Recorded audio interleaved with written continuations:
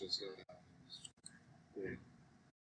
is William with part one of our look at the California Education and Environment Initiative. We're looking right now at the homepage of it at californiaeei.org. It's actually a very informative website, and I will be providing a little mini tour of it, as well as talking about the organization in general. The California Education and Environment Institute is a statewide effort to make environmental literacy an integral part of K-12 instruction in California. One sentence that's locked out of me is this one. As the context in which we live our lives, the environment provides students an intrinsically engaging and authentic context for learning.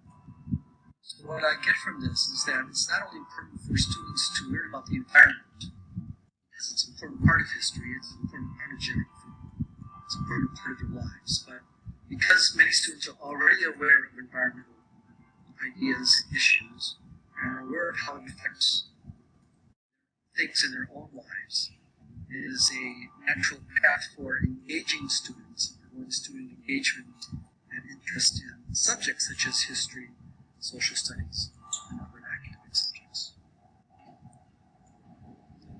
All right, history is described in this section here and About Us.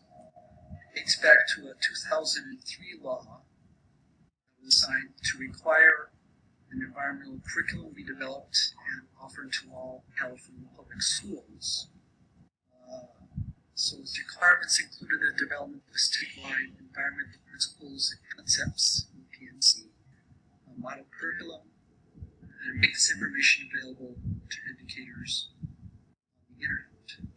So they went through a multi-year process after 2003 and developed standards. They field tested them in classes, and what they came up with were these: the environmental principles and concepts. So there are 5 general principles on how the relationship between humans and the natural world and how they affect each other, and 15 supporting concepts.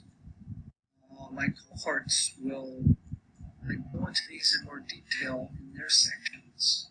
I wanted to stress this point that although they were developed independently, in 2016, these principles and concepts are integrated into the revised California History and Social Science framework.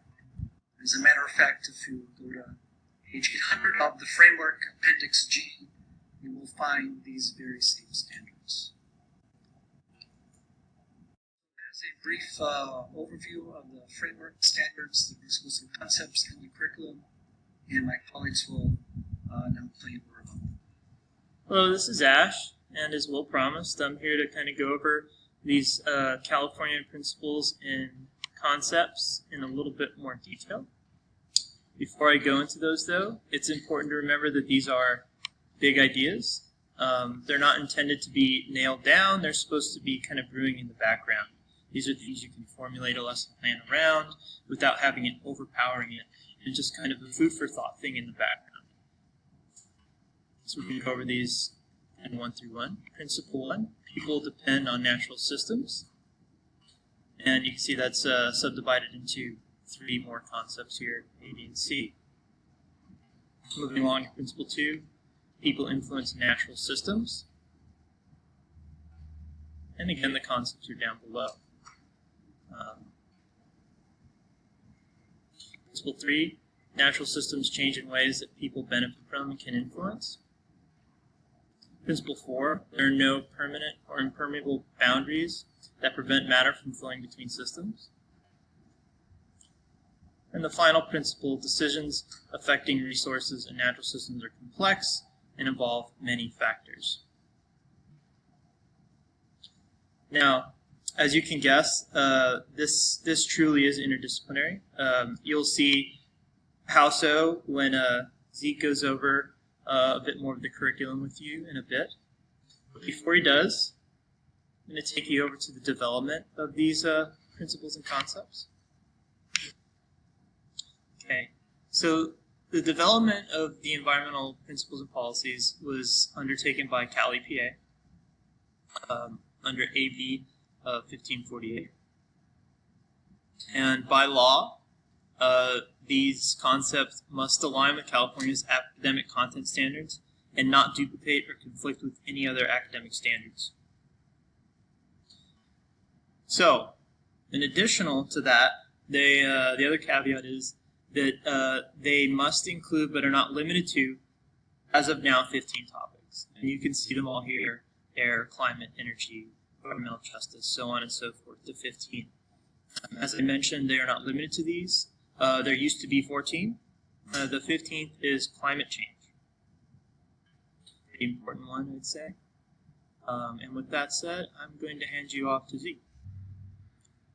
Hi guys, Zeke here, and I'm here to talk about the specifics of the curriculum in the Education and Environment Initiative curriculum. So in this curriculum, there are 85 units spread out over grades K through 12 that teach California content standards in both science and history social science.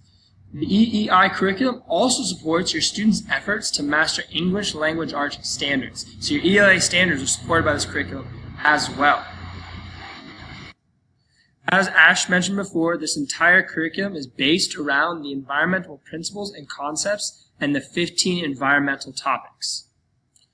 So if I go over here and I want to take a look at the catalog for the curriculum, I click on this right here, it opens it up, and I have my PDF here. If I scroll to the table of contents, you'll see that it's broken down by grade. So each grade has several units based around an individual topic.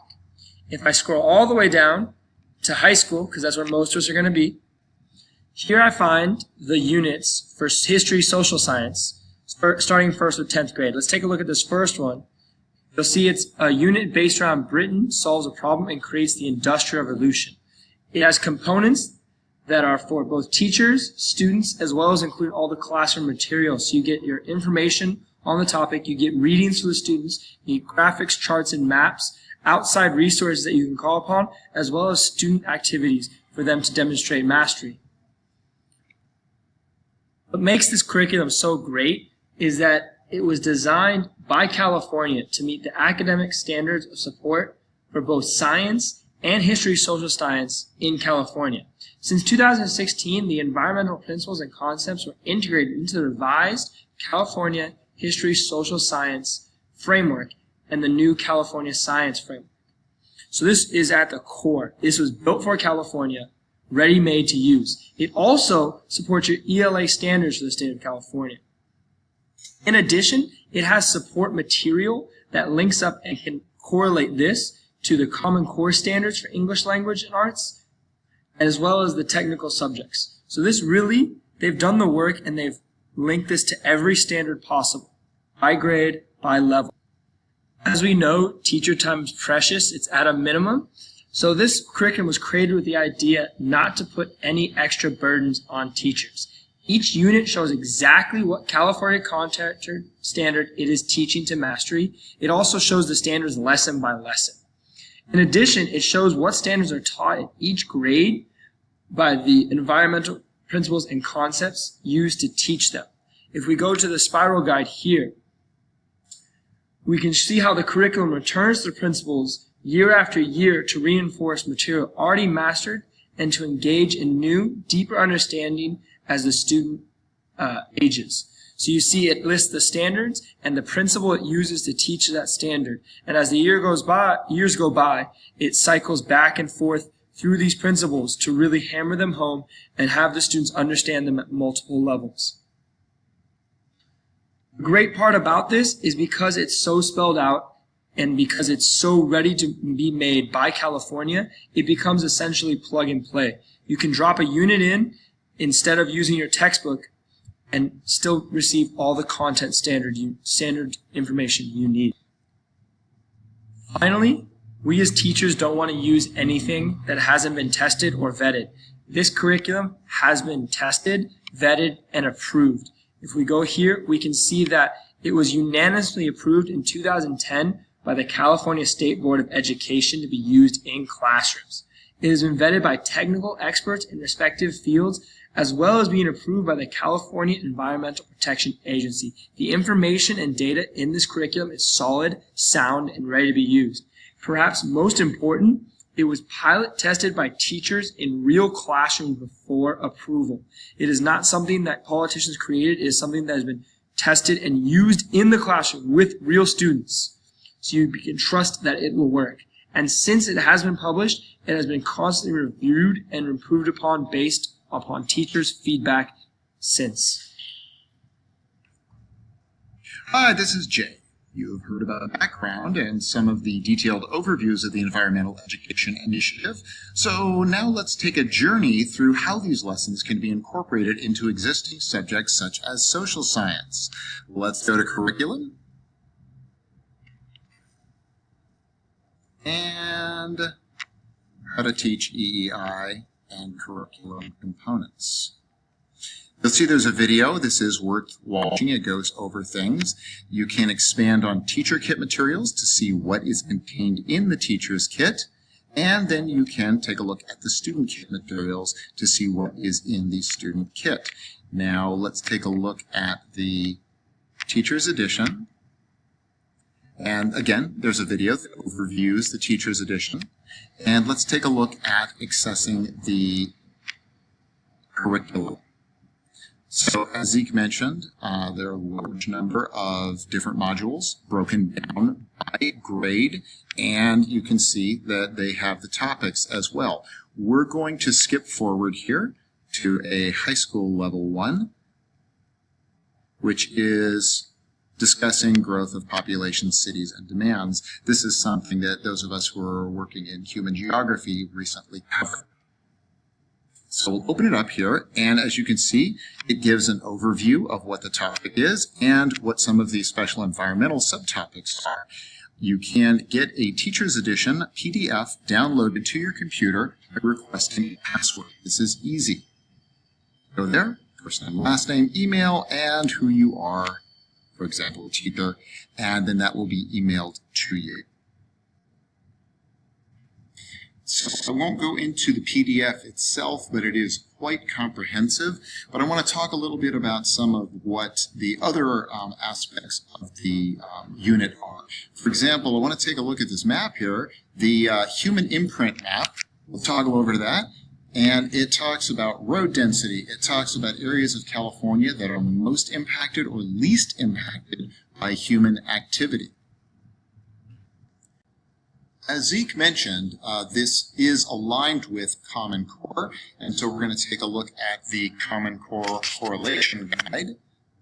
It does give you standards and tips, shows how it all works together to help you align your lesson with Common Core. Let's talk next about the Unit Planner feature, which is very, very handy for teachers. We go over to Curriculum, and then Why Teach Replacement Strategy, and it will specifically talk about this unit planner, which is located again in the Each Teacher edition. And you can take a look here, learning objectives, summary of activities, and also it's textbook aligned.